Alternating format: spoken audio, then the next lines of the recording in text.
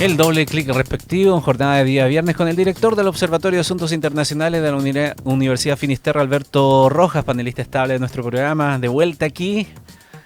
¿Pudiste descansar, Alberto? ¿Qué tal? ¿Cómo estás? Bienvenido. Hola, Ramón. Sí, fue unas buenas vacaciones, se agradecen siempre. Insuficientes también, Parece siempre corta. Pero estamos de vuelta aquí en doble clic. Pero te das cuenta que el mundo sigue dando vuelta y ahora Cuba está por supuesto, en el centro, ¿no? Esto no para. Este incidente, ¿a qué nos lleva? Nos lleva a un escenario que todavía está muy difuso. Hasta el minuto lo que tenemos es básicamente la versión entregada por el gobierno cubano. Cuando a Marco Rubio, el secretario de Estado, se le preguntó, dijo que él no iba a opinar de algo de lo cual no estaba plenamente informado, que Estados Unidos iba a llevar adelante una investigación propia, independiente, de lo que han sido las declaraciones del gobierno cubano. Lo cierto es que este incidente, podríamos llamarlo incidente hasta el minuto, lo que deja en evidencia es que si nos apegamos a la versión cubana, es que efectivamente han continuado en el tiempo muchas incursiones de grupos de cubanos en el exilio, residentes en Florida, fundamentalmente en Miami, en función de infiltrarse en Cuba de alguna u otra manera con diferentes objetivos. Esto no es nuevo. De hecho, extrañamente la historia nos vuelve, ¿verdad?, a remitir. El 24 de febrero, pero de 1996, ¿ya?, 2 avionetas que habían salido de Estados Unidos, tripuladas por cubanos anticastristas, fueron derribadas por aviones de combate cubanos. Estamos hablando de la época del gobierno de Bill Clinton, precisamente. Y eso generó una crisis diplomática importantísima. El punto es que, claro, ambas avionetas habían salido de Estados Unidos e ingresado en el espacio aéreo cubano de 1996 y por eso fueron derribadas. Ahora pasa algo similar con esta lancha tripulada por cubanos en el exilio que llevaban efectivamente, según la versión cubana, armas, explosivos, chalecos antibala, uniformes de mimetismo. Todo indicaría, si eso es así, que intentaban algún tipo de acción paramilitar, por decirlo de alguna manera, o de sabotaje. Pero perdón, hay una diferencia sustancial porque aquellas avionetas estaban en unos vuelos que eran más propagandísticos, por lo menos en ese entonces, claro, o al menos esa era la versión. En un mundo en donde todavía la internet no había desembarcado plenamente, era básicamente para lanzar flyers, bueno, ¿no es cierto? Que es distinto a esto, en donde la acusación es que desde la isla es que iban armados y otra misión, otro perfil completamente distinto. Todavía no sabemos a qué conclusiones ha llegado el gobierno del presidente Trump. No hemos tenido una declaración pública, no sabemos cómo va a responder, si va a reconocer que esto es así. Todo indica que es una acción de, no sé si llamarlo privados, te fijas, no pareciera haber ninguna mano de alguna agencia estadounidense hasta el minuto de lo que se sabe. Entonces, sí, es un tema que complica la relación entre ambos países en un momento en donde hay que recordar, o sea, ya en el primer gobierno de Trump, él echó pie atrás a muchos de los avances que había logrado Barack Obama con Cuba en ese entonces. Recordemos que incluso Barack Obama visita a Cuba. Y que además, después de la captura de Nicolás Maduro y toda esta nueva relación tan cordial, como dice el presidente Trump, con el gobierno venezolano, ha significado que le ha cortado el flujo de petróleo a Cuba. Hace pocos días permitió abrir un poco más la válvula. Pero lo cierto es que, si uno recuerda las declaraciones de la tarde de aquel sábado 3 de enero, el presidente Trump decía, porque le preguntaban por Cuba, y decía, veremos caer al régimen, que viene desde el 2021 con esta crisis energética que cada vez lo tiene más complicado. Entonces, esto se suma a, obviamente, un escenario que ya está revuelto. No sabemos cómo va a responder el presidente Trump. Y sobre todo tomando en cuenta que en este minuto, al otro lado del planeta, tenemos un enorme despliegue militar en función de Irán. Hay que recordar que está ese otro flanco abierto. Ayer fue la última sesión de una ronda de negociaciones. Ambas partes declararon que habían avances. Hay otra ronda programada para la próxima semana en Viena, pero hemos visto cómo ya el Gerald Ford, el portaaviones más grande de la flota estadounidense y que estuvo en el Caribe en la crisis con Venezuela, ya llegó frente a las costas de Israel.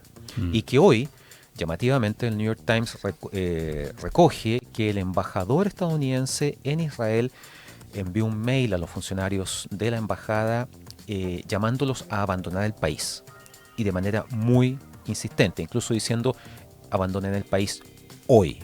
Quiere decir entonces que Estados Unidos hoy día tiene prioridades y su prioridad está en Irán, y a lo mejor esto está un poquito como monitoreándose, observando. Total, Sí. la situación no va a mejorar en la isla y a lo mejor cae por su propio peso, aunque lo ayudemos un poquito, lo empujemos un poquito de a poco. O sea, en este minuto me parece que la prioridad es Irán. Es llamativo que se concrete este despliegue, que ha tomado semanas, por cierto, junto con esta advertencia, este anuncio del embajador estadounidense en Israel. Cuando se supone que hay avances, cuando se supone que ambas partes han dicho que las negociaciones han sido constructivas, pero no me cabe la menor duda que la gran piedra de tope debe ser la exigencia estadounidense a Irán de que renuncie a su programa nuclear, entregue los más de 400 kilos de uranio enriquecido, muy cercano al 60%, y que renuncie a su programa de misiles balísticos. Todo eso dejaría absolutamente vulnerable a Irán, no solamente frente a Estados Unidos, sino a cualquier otro actor de Medio Oriente. Y es muy difícil que el régimen de los ayatolás quiera renunciar a esa garantía. Eso me parece que en este minuto debería estar más arriba que este tema cubano. No sabemos realmente hasta el minuto cómo va a reaccionar la Casa Blanca, la Secretaría de Estado, qué acciones van a tomar. Hay que recordar que la lancha iba tripulada por 10 personas. 4 murieron en el enfrentamiento y hay otras 6 heridas que están en hospitales en Cuba. Entonces la pregunta es, ¿esas personas van a quedar retenidas? ¿Van a ser devueltas a Estados Unidos? Etcétera. Hay preguntas que son importantes y todavía no tienen respuesta.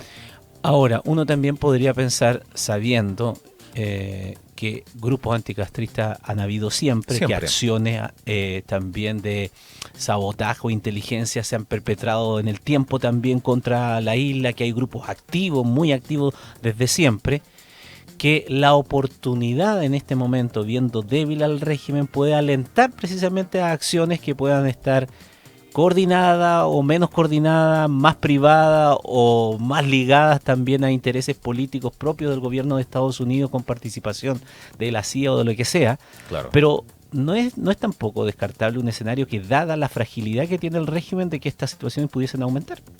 Sin duda, aquí yo creo que hay que ser claro. Este tipo de incursiones, como tú bien dices, se han mantenido en el tiempo. Y este incidente no es el primero. Aquí el tema es que fueron detectados e interceptados. Quizá antes ha habido un montón de otras operaciones de infiltración dentro de Cuba. Exitosas porque no los han descubierto, no los han interceptado. Aquí fallaron, ¿te fijas? Y en ese aspecto pienso, puedo entrar en el ámbito de la elucubración, pero probablemente el gobierno de Trump va a evaluar qué hacer con esto. Tenemos este incidente, tenemos este episodio, son exiliados cubanos, al parecer no hay ciudadanos estadounidenses, no está muy claro eso, pero al menos hasta el minuto no se ha hablado de eso. ¿Nos sirve esto? ¿Qué podemos hacer con esto? ¿Da pie para iniciar una acción más concreta, más allá de lo diplomático? ¿Se puede capitalizar de alguna forma? Como tú bien dices, esto puede ser un empujoncito más hacia el precipicio para el régimen de Díaz-Canel. Me parece que Estados Unidos se va a tomar un tiempo no solamente para verificar la versión cubana, sino para evaluar qué hacer con esto. ¿Cuáles son las consecuencias de esto? ¿Cómo quedamos nosotros? ¿Podemos capitalizarlo? ¿Sí? ¿No? Y eso puede abrir una ventana nueva en la región, en el hemisferio occidental, como dice la Estrategia de Seguridad Nacional. Y hay que decir también, no sé si es que no va a cambiar el curso tal vez de los acontecimientos, no mueve mucho la aguja tal vez hacia dónde va todo esto, que uno más o menos lo presume, pero sí le da el incidente, en todo caso sí, va a sonar un poco raro, porque un incidente con muertos nunca va a ser bueno, pero no, claro. Pero igual le cae bien al gobierno cubano para tener algo que mostrar, algo que decir, algo que presentar a la comunidad internacional. Estamos asfixiados, el bloqueo, las sanciones, etcétera, y más encima no está pasando esto. Entonces, oiga, por favor, ayúdenos un poco por aquí y por allá. Es posible, me parece que el gobierno cubano tiene bastantes elementos en la mano como para mostrarlo como una agresión, una infiltración en su espacio, ¿verdad?, marítimo nacional, lo que tú quieras, digamos. La pregunta es si realmente esto va a poder ser capitalizado por Cuba, si realmente va a cerrar, no sé, no pienso en América Latina cerrando filas detrás de Cuba por esto, mucho menos después del ejemplo que ha dado Estados Unidos con Venezuela. Entonces, me parece que, claro, esto le sirve en términos de narrativa a Cuba, pero no creo que genere una reacción regional, sobre todo tomando en cuenta que hasta el minuto, insisto, aquí todavía hay muchas preguntas sin respuesta, no parece haber una participación del gobierno estadounidense, sino una acción de un grupo, que sabemos que son muchos, como tú bien has mencionado, muy bien organizados, equipados, entrenados, financiados en Florida, que siempre están buscando algún tipo de acción en contra del régimen cubano. Para finalizar, proyectando un poco esto, porque evidentemente lo decías tú allí al pasar, ¿no?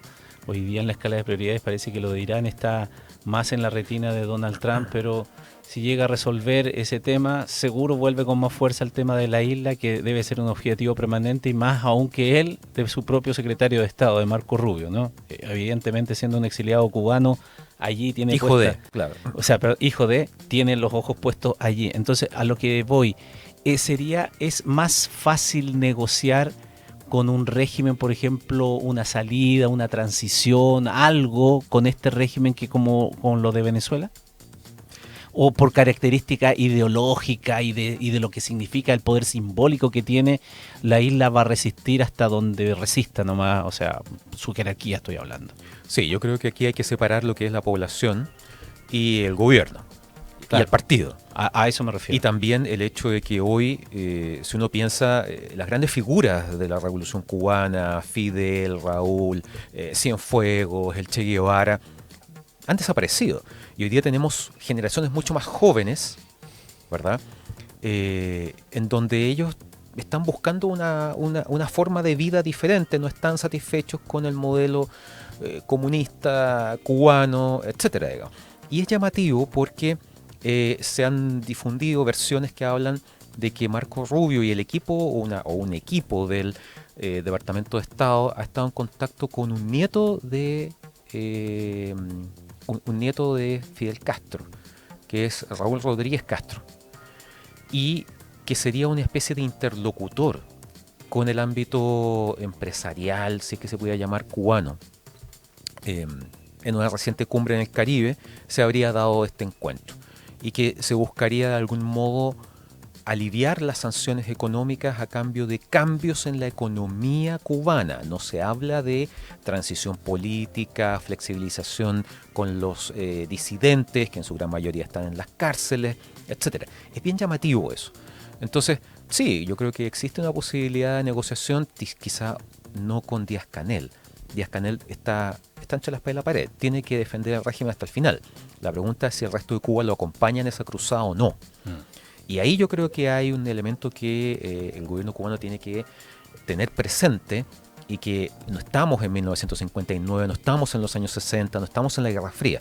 Hoy día Cuba es una especie de fósil viviente, de sobreviviente de la Guerra Fría, con una profunda crisis económica producto del modelo político que tiene. Es cierto, Estados Unidos desde 1961 tiene este bloqueo, como le llaman, o embargo, como le llama Estados Unidos, sobre Cuba. Pero claramente Cuba ha hecho esfuerzos por tratar de diversificarse. Toda esta idea de los resorts, las inversiones europeas, etcétera, claro, funcionó durante un tiempo, pero sin petróleo, que es la crisis actual, tampoco puedes mantener a flote ese sector productivo 100% capitalista en un régimen que no es una democracia. Alberto Rojas, de vuelta con nosotros aquí en Doble Clic, director del Observatorio de Asuntos Internacionales de la Universidad Finisterra. Que tengas un excelente fin de semana. Muchas gracias, Ramón. Igualmente para ti.